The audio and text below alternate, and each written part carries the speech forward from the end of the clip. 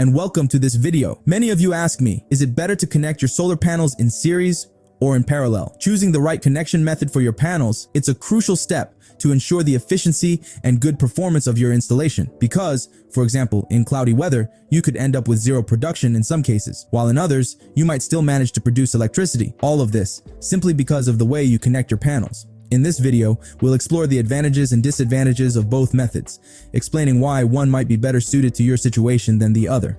In reality, it's possible to create all sorts of setups, series, parallel, or even a combination of both. However, these connections must be done carefully.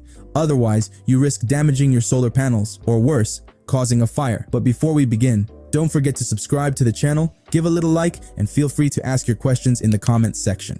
We'll start our explanations with a very common type of connection, connecting solar panels in series. This involves connecting the positive wire of one panel to the negative wire of the next. In a series connection, each solar panel increases the total voltage of the system. The key characteristic of this setup, if you connect several panels, their voltages add up, but the current intensity remains the same as that of a single panel. To better illustrate my point, I looked up the specifications of a recent 420-watt solar panel that we will connect in series. Its voltage is 45.5 volts. Its current is 11.3 amperes. And finally, its power, as I mentioned, is 420 watts. Here, since we have connected these three panels in series, calculating the total voltage in this configuration is very simple. Total voltage equals 45.5 volts multiplied by 3 equals 136.5 volts. As for the current, it remains the same as that of a single panel, which is 11.3 amperes. If you are using an MPPT regulator, it must be able to handle this voltage, and you need to ensure that it can accept a current of 11.3 amperes on the input side. In reality, it is not the current that is an issue here, but the voltage. We will need a regulator that supports, for example, 150 volts. You could very well use a solar regulator from Victron Energy for this setup. You can see here that the value of 150 represents its maximum allowable voltage, and it has a maximum current of 35 amperes, which fits perfectly with our example system.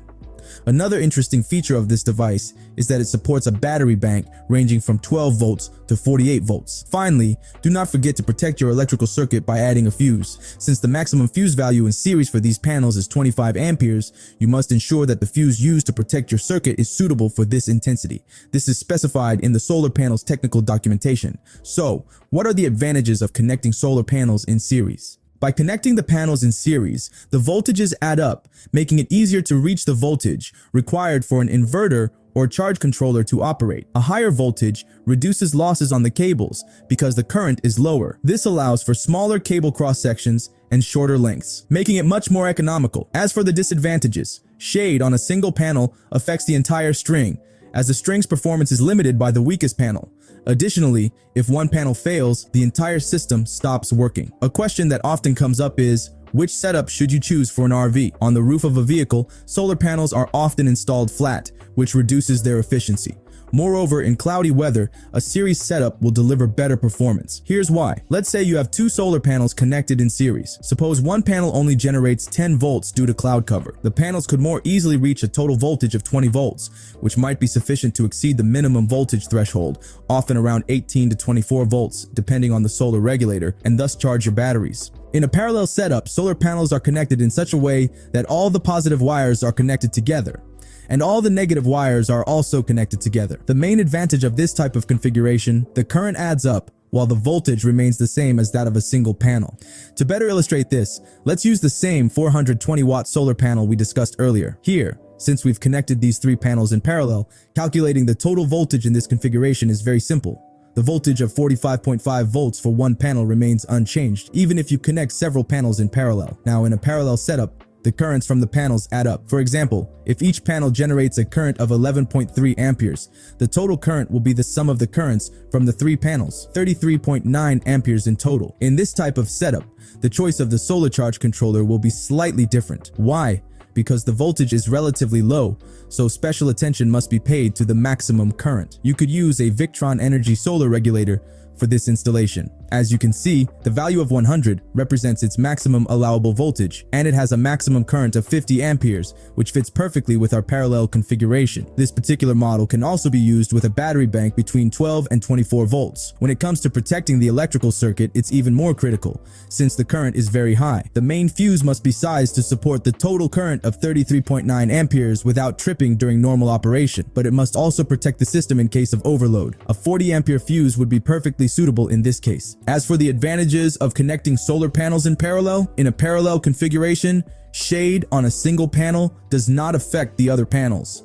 The same goes for a malfunction. The parallel setup makes it easy to add additional panels without disrupting the operation of the installation. It is ideal for connecting panels with slightly different characteristics in terms of voltage and power. Now, regarding the disadvantages, this setup requires higher capacity cables and connectors to avoid overheating and losses, as we discussed earlier. The voltage remains that of a single panel, which may not be sufficient for charge controllers or inverters, especially in cloudy weather. To combine the advantages of these two types of setups, it is, of course, possible to create a configuration called 2S2P. This means two panels connected in series, but set up in parallel. Nothing explains this better than an electrical diagram. Here, you have two panels of 45.5 volts in series, where the voltages add up to a total of 91 volts, while the current remains the same at 11.3 amperes. By connecting these two series of solar panels in parallel, the voltage remains at 91 volts, but this time, the current adds up. This results in a solar installation delivering 22.6 amperes at a voltage of 91 volts. For an off-grid installation or a grid-tied home, the choice between a series setup with a centralized inverter or a parallel setup with microinverters depends on sunlight conditions and the orientation of the panels. If the installation is well oriented and free of significant shading, a series setup with a centralized inverter for all panels is often preferred. In this case, the panels are connected in series to increase the overall system voltage, which is generally more suitable for inverters. This results in better overall efficiency. However, this requires all panels to be on the same side of the roof. Conversely, for installations where panels are exposed to intermittent shading, or are on roofs with different orientations, microinverters are used for each panel. In this configuration, each panel operates independently of the others, and each microinverter independently converts the energy produced by each panel into alternating current. The main advantage of a parallel setup with microinverters is that it reduces the impact of shading, and if one panel fails, it does not affect the production of the other panels. Finally, for vehicles like camper vans, a single solar panel is often used. However, in cases where it is possible to install two panels, the series setup is preferred for better efficiency, as we mentioned earlier in this video. For more information, check the description of this video. Don't forget to subscribe to the channel.